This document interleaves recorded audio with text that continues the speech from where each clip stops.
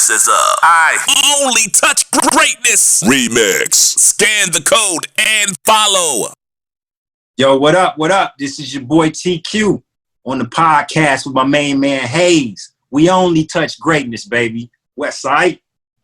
Come on, man. Let's get it. Let's get it. Oh, shit. I should have put on my 49er hat. I'm usually going to show up like this. Yeah, I was going to throw out my Oakland gear, actually, because I didn't know. Sure. Yeah, I'm a Seahawks season ticket holder, so it's kind of, and they're 2 hours away, so that's kind of why I'm a Seahawks fan. I feel you. All good, brother. I grew up a 49ers fan, though, chasing Montana, watching all that stuff back in the day, so. Did you? You got old and switched up, didn't you?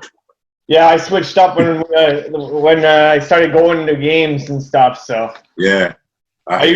When I first started going to Seahawks games, actually, I only went to the 49ers games. I would watch them every year because I was in the team still. But then I started going more and more and more, and I switched over. Yeah. I feel you. Yeah. I feel you. All good. So also, I got a little drinking game. I know it's only 1 o'clock on the West Coast, but every time that I stutter, I'm gonna have a drink. So. Really? All right. Yeah. But this evening's interviews could be a little dirty and greasy, but all good, bro. Okay, 1998, the Westside song came out. It became a top 40 hit in several countries. Can you talk about that for a few minutes? Yeah, man. Well, the song it came at a time where I had been signed a couple of times by a couple of different companies. But, you know, I was young. I wasn't really an expert at anything. And the powers that be who were kind of the gatekeepers for my career up to the time had one view or one idea for what kind of artist they wanted me to be. But, like, that was never my idea. Yeah. So the reason, you know, I got into this to write songs about my neighborhood. That's what I wanted to do. And at the time when I actually got into the music industry, my manager had sold me on the fact that I could write for other artists. I didn't know that up until that time. I thought that every artist wrote their own song. So once I found out that people could write, you know, I could literally get into a position where I could write for whoever. I don't know. I started paying attention to writing a certain thing for the public and then writing another thing just kind of for myself. And fast forward, when I got the opportunity to be in a little bit more control of things creatively, the first thing I wanted to do was the original thing that I wanted to do. I wanted to write about the neighborhood. And that's kind of what Westside was. It was a song about where I was from. I wasn't expecting for people to get it all over the place. I wasn't expecting, you know, I didn't go into it thinking that it wasn't just us with a Westside. Everybody's got a Westside. Yeah. Yeah, I loved it. And then it was right after everybody had just died. And I remember at the end of it, you gave a shout out to everybody that had died. And that's easily my top 3 songs in my life. So that's saying a lot. Thank you, brother. And it's only California Love and Crossroads by Bone Thugs ahead of you. Woo, sweet. Yeah. That'll work right there. That's some nice company. Yeah, it is, definitely. Born and raised in Compton, correct? Yes, but no, not born. I came to Compton. I was a year old, actually. Okay. I was born in Alabama, and we actually moved to Watts first and stayed there for 2 years, and then went to Compton from there. Okay. You ever run into? So my 25th birthday, so it was like 10 years ago now, 12 years ago. I brought Shade Shiest and Noon to my birthday up here in Vancouver. Yeah. Sweet.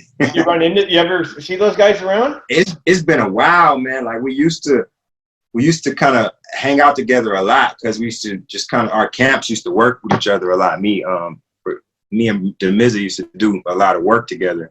But it's been a while since, like, I moved to Vegas, so I'm only down in LA just literally to do music, and then I'm back up here. You know what I'm saying? So it's been a while since I seen him. I see him every once in a while on social media pop up though.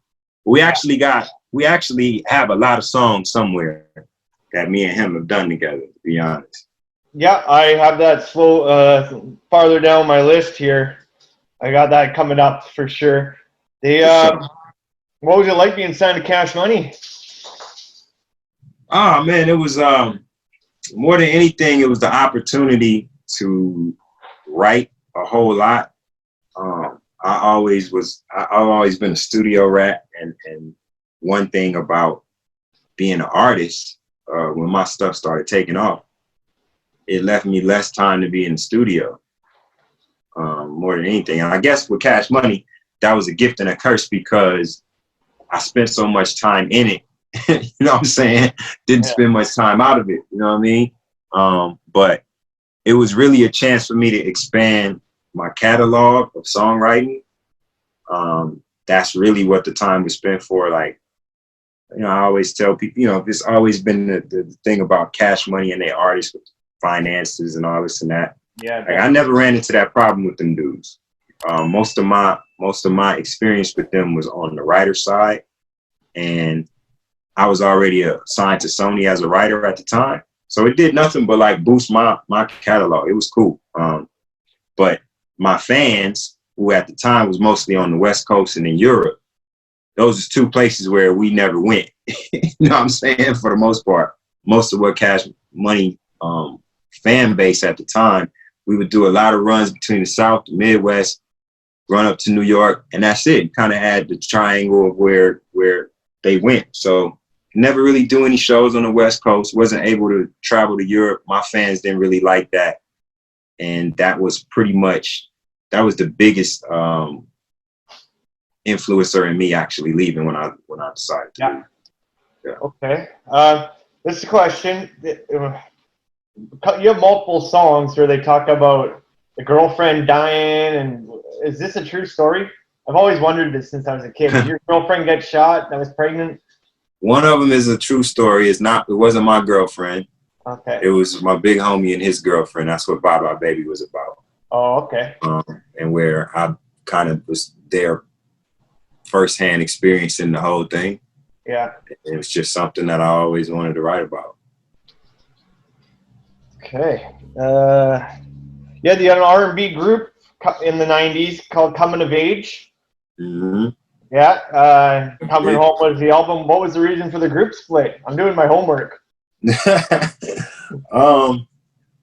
I think that it goes back to what I was talking about earlier, like not having creative control, man, and like doing things that somebody else sees for you that you don't see for yourself. It's just never gonna have a happy ending at the end of the day. And even if you go off and you make tons of money, like if you can't sleep straight, it's just not worth it. And I think for the group, we was 5 guys from like Compton and Long Beach, and we were portraying a certain thing that we weren't, because we were like, you know, we were signed to older people who just had a vision for us that wasn't ours. And so even at the time when I got into it, it was a means to write more for me. So I wrote some songs for the group, and those allowed me to start writing for bigger artists. So, you know, you have to do things to get your foot in the door. I don't regret it, but at the time I would, if I had it to do all over again, I would have found some kind of way that we could be more in control of the music that we were making. Yeah. Okay. You're tuning into I Only Touch Greatness podcast, Vancouver's best show with Ryan Hayes. Often imitated but never duplicated, I Only Touch Greatness podcast with Ryan Hayes. Looking for the most beers on tap, great steaks, great staff? Head over to the John B. The John B. Pub, the best bar in town. Say Hayes sent you.